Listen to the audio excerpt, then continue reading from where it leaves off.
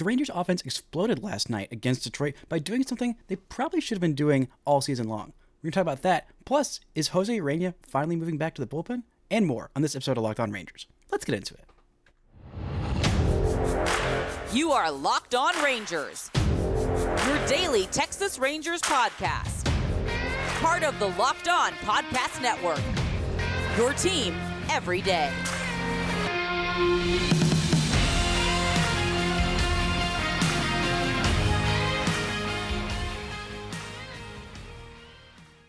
You are locked onto the World Series champion Texas Rangers. I'm Bryce Patrick, a cripplingly addicted Texas Rangers fan, covering this team for 11 seasons, including all 6 as the founder and host of this podcast. Thank y'all so much for making Locked On Rangers your first listen every single day. If you're not already, you can follow me on Twitter at Bryce Patrick. You can follow the show at Locked On Rangers. Hit subscribe on your favorite podcasting platform and on YouTube, where the best way you can help grow the show is to comment nearly any single thing below. Now, before we get into today's show, this episode is brought to you by Game Time.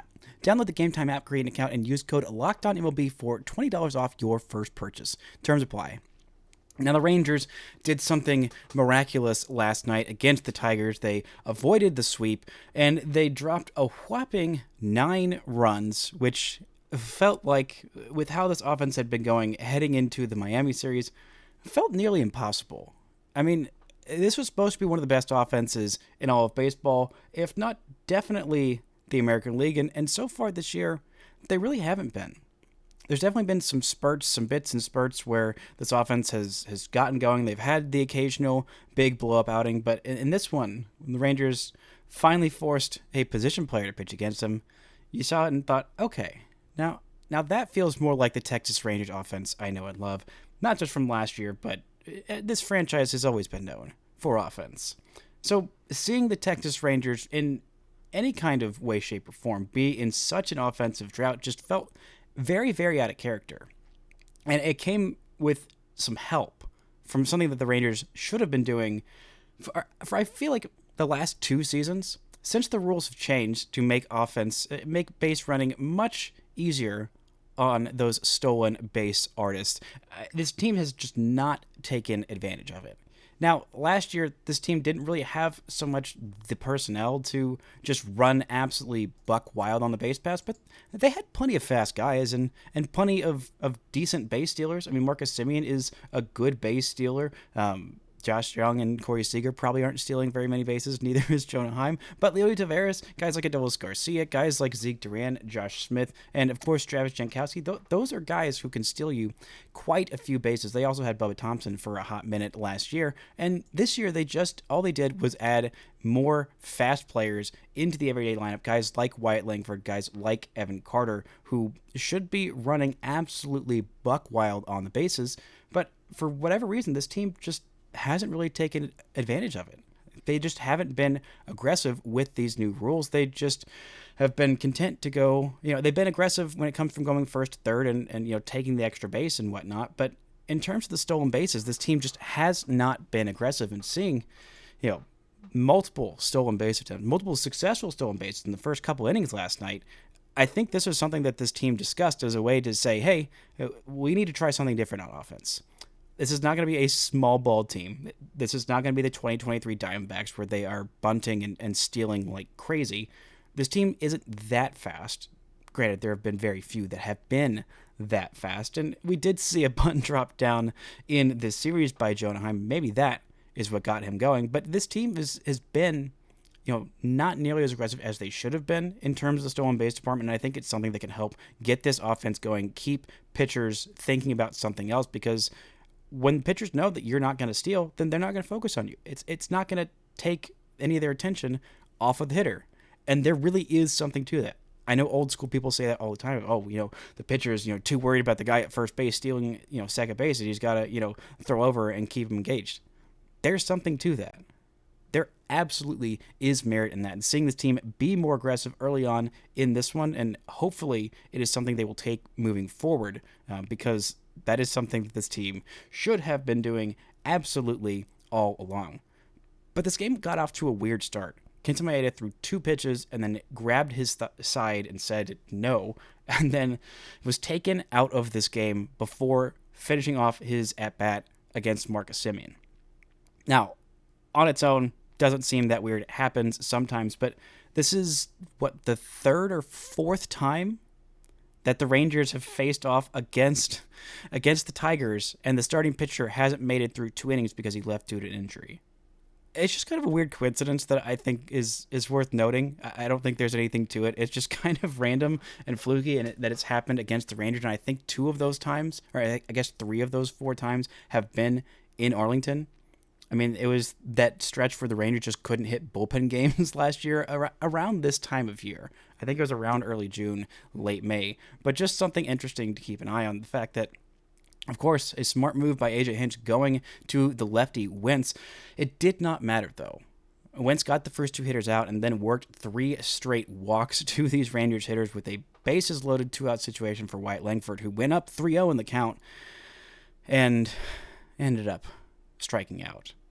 Decent at bat, but that final pitch out of the zone, it was a tough one to lay off for him. And once that happened, you thought, oh boy, all right, here we go again with this offense. This is an offense that's just not going to do anything. Yes, it's nice to see them steal some bases. Yes, it was nice to see them work some walks, but I just feel like this offense isn't going to do much of anything. But Corey Seager says, hold on just a second, I got you. I got you. In the second inning, driving in the Rangers' first run, but then he pulls up, grabbing his hamstring in a moment that made me want to just throw things out the window, just lift up everything in my apartment, find superhuman strength to lift a couch and yeet it out of my balcony window because I was so frustrated and so despondent that no, not Corey Seager, not Seager 2. He's the one thing that's working on this offense. One of the few things that's working about this team.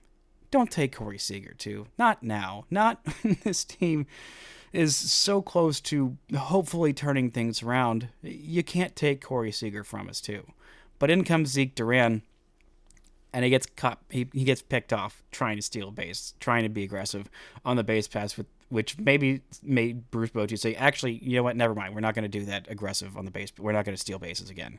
But Josh Smith comes up in that next at-bat with the homer to bring some kind of life back to this offense. You think, okay, all right, maybe this offense isn't totally dead. They did have a stretch where they absolutely went off without Corey Seager last year when he was on the IL with that left hamstring strain last season for about 6 weeks. That's when this Rangers team really just took off, and the offense went nuts, and Zeke Duran went nuts. It was a big moment for this team, and look how Josh Smith has stepped up this year with Josh Young on the IL, and it seems like we're hopefully less than a month away from Josh Young coming back. And with that happening, you think, okay, maybe this offense starts to look more like itself. And if Corey Seager goes on the IL too, you think, oh gosh, not him too. But we'll talk more about what happened with Corey Seager, what he said after the game, how long he's going to be out, because this offense rallied around that. They didn't know how hurt Corey Seager might be. They didn't know when he might be coming back. And Josh Smith said, I'm stepping up like I have all freaking season. Comes up with a 3-hit day, a solo shot, a double, a walk as well. Just a massive outing for Josh Smith, who has been the Rangers' second best hitter all season, bar none, no stops. He's been fantastic offensively, defensively, on the base paths. He has done everything you could possibly hope heading into this season as what was thought of as maybe the second choice replacement, backup shortstop / third baseman / if Marcus Semien ever takes a day off, second baseman, or if there's some kind of nonsense going on in the outfield, backup outfielder. And he took his chance and he ran with it. He keeps running with it. And he has played like an all-star. He has been all-star caliber. I said this probably 3 weeks ago that Josh Smith, if he kept this up, should be an all-star, and he has kept it up. And he should be an all-star.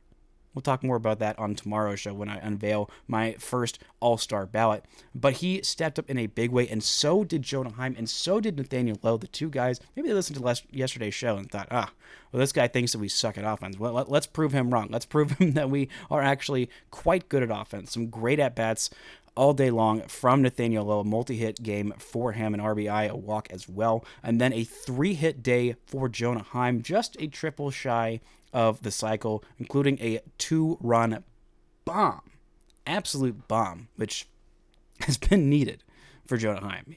He has just been in such a rough way offensively. He really needed that to break out. And the funny thing about that he said after the game, when it was brought up that he was a triple shy of the cycle, he said, "Hey, I'm a little bit too slow to hit for the cycle." Where Kennedy Landry informed him, "Hey, well, if Benji Molina did it, then you can do it." He quipped back, "Okay, all right, I'm faster than that guy at least." Just good to see some humor from this team and some massive offense from two guys in Nathaniel Lowe and Jonah Heim that the Rangers quite need to get going, especially if they get any time on the IL for Corey Seager. I'm talking about if that's going to happen and some other injury updates right after this word from our sponsors. This episode is brought to you by PrizePicks. With PrizePicks, you can turn $10 into $1,000 in a single game watching your favorite sports this summer. You can make your PrizePicks and line up in as little as 60 seconds. You just need to pick more or less on 2 to 6 player stat projections, and you are locked in. Today is Game 1 of the NBA Finals. No Rangers game today, so you get to watch the Dallas Mavericks take on the Celtics in the NBA Finals. They've got all kinds of different lines here. Luka Doncic, more or less than 31.5 points. I'm feeling like more. They've also got Jaylen Brown at more or less than 23 points. I'm feeling a little bit less. And then Kyrie Irving over more or less than 23.5 points. I'm picking the more. I am feeling very good about those projections. See, it is just that easy to get in on the easiest way to play daily fantasy sports. So go download the PrizePicks app today and use code LOCKEDONMLB for a first deposit match up to $100. Again, download the app today and use code LOCKEDONMLB for a first deposit match up to $100. PrizePicks. Pick more, pick less. It's that easy. Shout out to those Dallas Mavericks in Game 1 of the NBA Finals, man. It's so fun to see all these DFW teams making these long runs, and shout out to Nick Angstad of Locked On Mavs, absolutely crushing it over there, covering the Mavs' run to the championship, hopefully winning a second championship. But speaking of championships, you got to talk about Corey Seager if you're talking about championships. And Corey Seager left last night's game with left hamstring tightness, a terrifying moment for Rangers fans. But after the game, he kind of quieted those concerns and said, I'm fine. We'll see how it is the next couple days and then go from there. That was his quote after the game. Bochy said that he might need a day on Friday to miss. He's got a day off today, Thursday, but thankfully he's not even getting an MRI, so they are very confident that it's nothing serious. Just a scary moment for sure when your best player comes up limping, pulling his hamstring on first base, especially when he's had hamstring issues in the past as recently as last year on that same hamstring. Because those hamstring injuries, they just get worse. So the Rangers were extra cautious, put in Zeke Duran, who had a great day at the plate, driving in a couple of runs, even though he's only credited with 1 hit and 1 RBI. One of those was a very hard-hit single that I think could have gone either way on the ruling of an error or not an error, which made it not a hit and also not an RBI, but a great day for him. Great day for Josh Smith at the plate, and also a great day for some updates on the other so many Rangers injured players, including Josh Sborz, who threw his first bullpen, expects to be back sometime in late June. He also said that while he was on the IL, he did a little bit of work to fix some mechanical issues, which is something we saw happen with Nathan Eovaldi, who came back throwing absolute gas. Getting Josh Sborz back in the back end of this pen would be absolutely huge. I think he'd slot right in as the Rangers' 7th inning guy, which means the Rangers could, deploy Leclerc and Latz in whatever scenarios they felt more comfortable with. Just having 3 back-end guys that you feel very, very comfortable with, getting closer to feeling more comfortable with Leclerc in an 8th or 9th inning role. I don't think he's going to supplant Yates or Robertson because they've been so good, but just knowing that he can do it if they have pitched too many times in too many days, because the Rangers are winning too many games, which would be a good problem to have. They haven't had in the last couple of weeks. That would be nice. But just any high leverage arm back in there would be very, very helpful. Speaking of very, very helpful, Cody Bradford is feeling much better in recovery right now. He is throwing from 120 feet on flat ground. He said he's healing faster than the last time that he started to come back from this injury. He is actually feeling better, which is good because that recovery kind of slowed down when the Rangers thought he'd be back after about a month, and that ended up not being the case. It is still up in the air when exactly he's going to come back, but the next step will be throwing from 250 feet before he is throwing from the mound, still on flat ground at this point. But just getting encouraging signs from him. Maybe he'll slot back into this Rangers rotation. We'll talk more about that and who is moving to the pen, which has been the question all year. When these injured starters come back, who is going to go where? And thankfully, there have been so many good starters that have stepped up while the guys who we thought were going to be the initial starting rotation, it's made it a difficult decision. And that is definitely a good place to be in, as is the place where Tyler Mahle is. He threw his first bullpen 20 to 25 pitches against live hitters, first bullpen he's thrown since the UCL repair surgery. He said he felt good, a little erratic, but he's not really worried about that because everything felt good out of the hand. That is the main thing. The erraticness is, it's to be expected. In year one, coming back from Tommy John or Tommy John equivalent surgery. I guess we're just not calling it Tommy John because it's not technically that anymore, even though it's still repairing the UCL. It's got a different technical name. But the point is, usually in year one, coming back from that UCL repair surgery, the command is the last thing to come back. Usually that comes back in year two. So saying, oh, well, I felt a little bit erratic with my command in the first bullpen after that surgery against live hitters. Yeah, that's going to happen. That's kind of going to be the case. Maybe for all of this year. Maybe he'll get it back a little bit sooner than most do. But just seeing him on the mound saying he's feeling good about that recovery, that is an encouraging sign.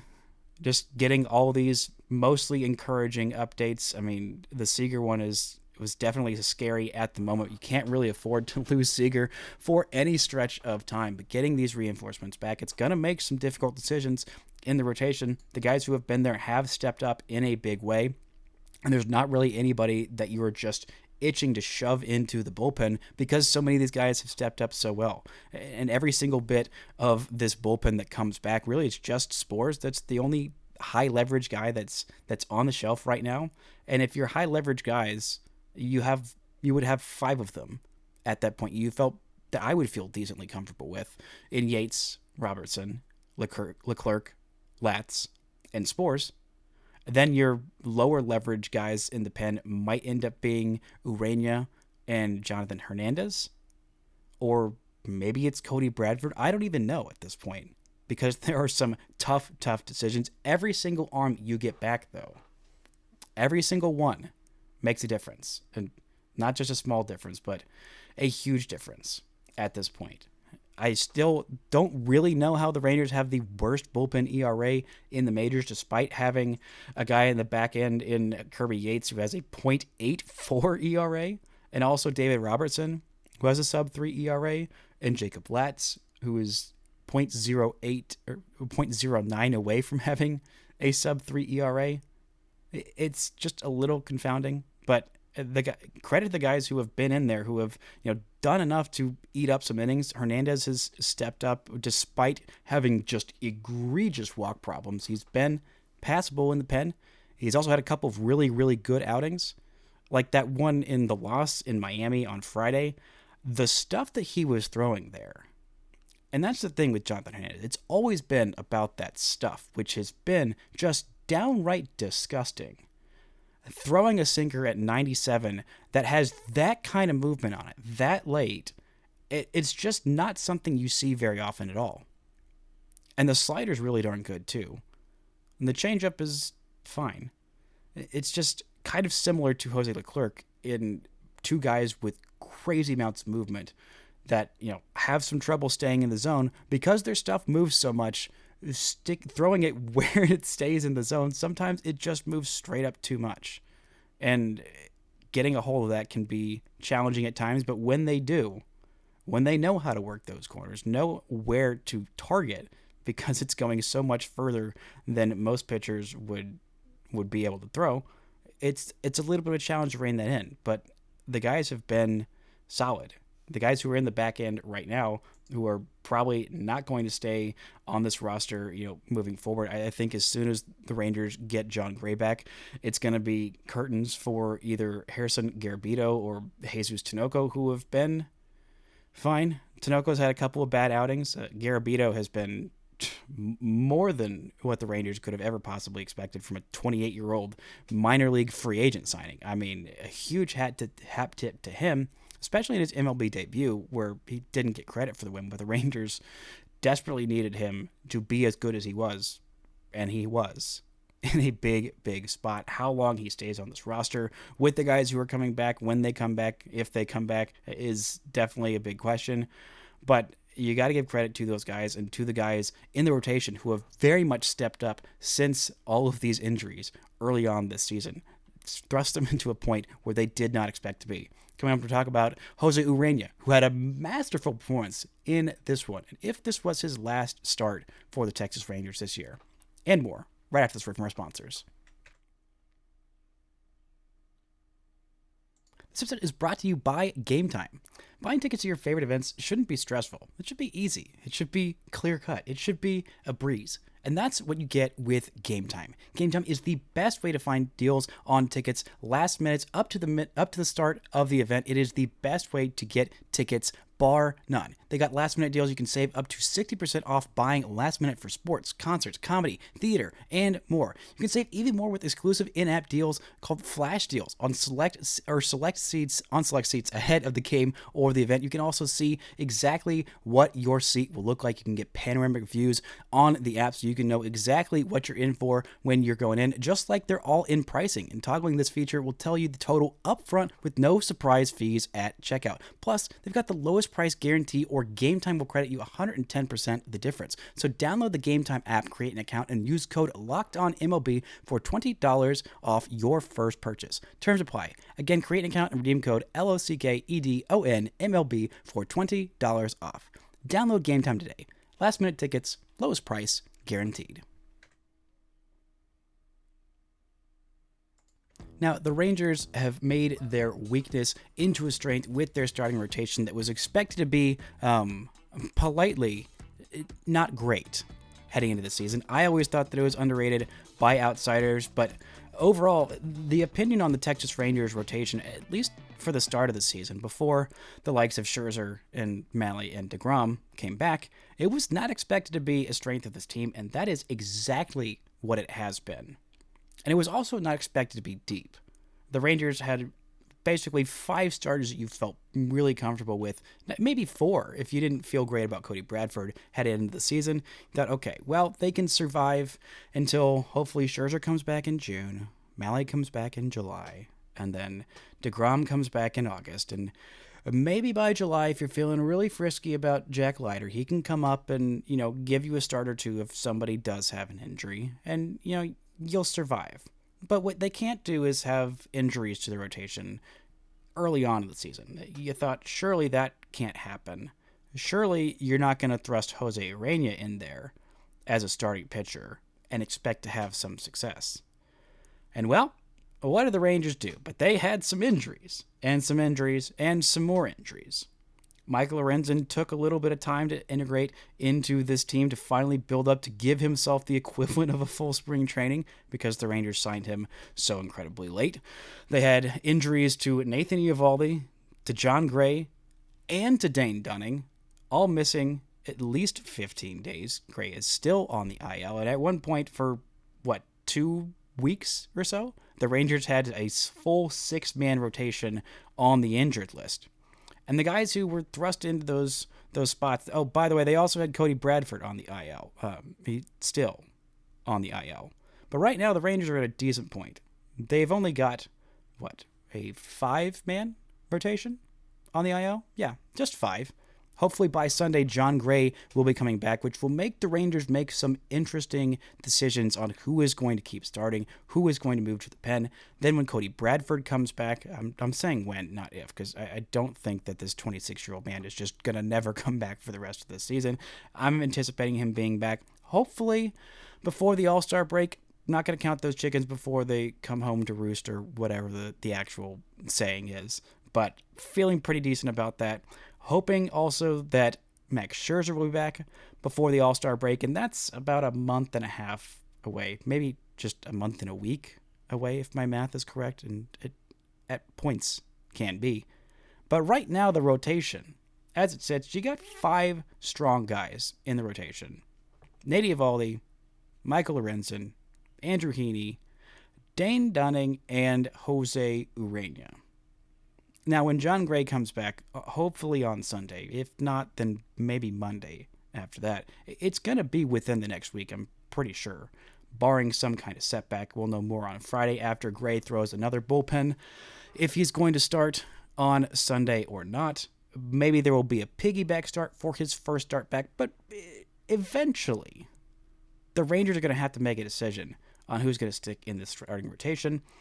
And after this game by Jose Urena, which the fact that I've gone this long and not mentioned how incredible he was in this one, it might be a criminal offense on my part.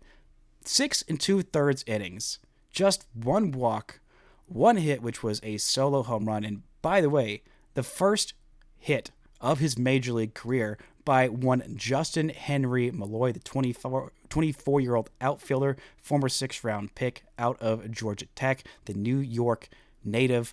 Congratulations to him on his first hit, breaking up a perfect game at that point in the 6th inning. Seeing that shot of his parents celebrating, losing their minds in the crowd, just a heartwarming moment.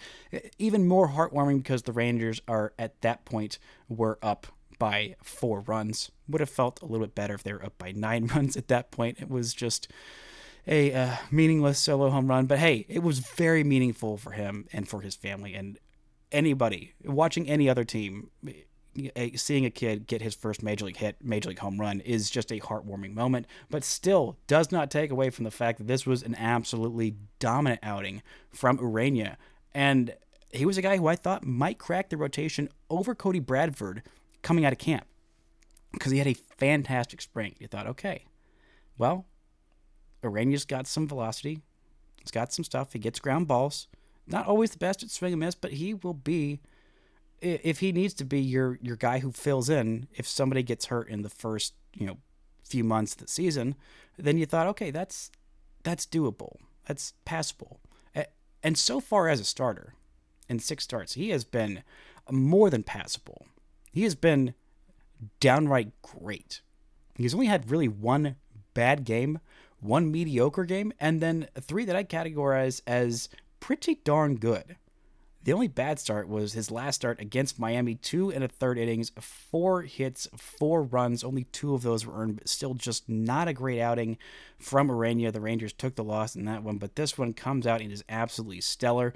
He gave you 6 2/3 innings of just 2-run ball against the Rockies in a game that the Rangers ended up losing. Against the Angels, he gave you 6 innings of 1-run ball. Against Oakland, he gave you 5 innings, just 1 earned run. Really should have been even fewer runs total because the defense kind of let him down in this one. And he has just been downright everything you could have possibly hoped. But even then, I still feel like it might be time for him to head back into the bullpen. He's been much better as a starter than he's been as a reliever this year. A 2.84 ERA in 6 games started, 31 2/3 innings. Still, only 21 strikeouts in that time. As a reliever, he's got a 4.35 ERA. 10 games, 3 games of those he's finished. He's averaged over 2 innings per outing as a reliever, 20 2/3 innings, 16 strikeouts, so a few more strikeouts per 9, a few more base runners in general, a few more not great outings as a reliever. Some of those outings those numbers were really skewed with a really dreadful performance in Houston where he only went an inning and a third and allowed 5 earned runs. But outside of that, he's been really, really solid for this Rangers team and everything they could have possibly expected from a guy who did not crack the rotation to start the year and has stepped up. I think it's going to be between him and Dane Dunning. As for who ends up as the Rangers' long man this year, Dunning was the Rangers' pitcher of the year last year, stepped up in a huge, huge way. He's got an ERA north of 4 in 10 starts. He's averaging about 5 innings per start. The strikeouts have been there. Home runs have also been there. The walks have been trending down as of late, and I felt better about Dane Dunning's performance the last couple of times out. He's also had some great starts. His great starts have been a little bit better than what Urena has done. But even if Urena does end up in the bullpen, I mean, the fact that this is a conversation, a question of, maybe it's Heaney. I don't think Heaney ends up in the pen. Eovaldi's absolutely not going to end up in the pen. Someone asked me yesterday, is Eovaldi going to end up in the pen and Urena stays in the rotation? No, you're not putting your ace, at this point ace, in the bullpen, ever. It's just not happening. Also, stop asking that about Jacob deGrom. That's not happening. That's never happening. With John Gray coming back, it's making this a difficult conversation. Maybe the Rangers will think about riding a 6-man rotation for a little bit to just keep, especially if the Rangers get into a stretch where they have a whole bunch of games in a row without an off day, which they're not going to have too much of moving forward. They've already had their longest stretch of days without an off day, and moving forward, they've got an off day on July the 1st. They've got this off day today. They've got 2 more off days the rest of the month. So not a whole lot of times where you're going 2 or even 3 weeks without an off day. So I think it's going to be time for Urania to move back into the bullpen, but it's going to be a question. And the fact that it is a huge salute to him and what every single one of these starters have done has been asked of them. They've all done this and more of what has been asked of them. We might see some piggyback starts for Gray when he first comes off the IL.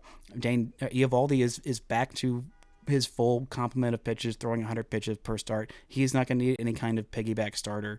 But having Urania, if he's the guy who comes in as your long man, as your mop-up man, and tries to keep you in the game as his offense can hopefully figure things out, and if they're in a rough spot in future games, start to fight back and turn some of those what feel like absolute losses into wins or close games. That is more than you could have possibly hoped for heading into this season. And I don't want that to get lost, even if Urania does end up back in this bullpen. When we look back at the end of the season, if the Rangers do end up pulling a wild card, if they do end up winning the AL West, if they do still keep it close down the stretch, the fact that they are in this position to not be totally out of it, despite what has been just offensive ineptitude for large chunks of this season, guys like Urania, guys like Dunning and Lorenzen and Heaney and Gray as well, all of these guys who have been in this rotation to start this year deserve all the credit in the world. That's going to do it for today's show. Thank y'all so much for listening and subscribing, and until next time, don't forget to enjoy World Series champion Texas Rangers baseball. Also, let's go Mavs.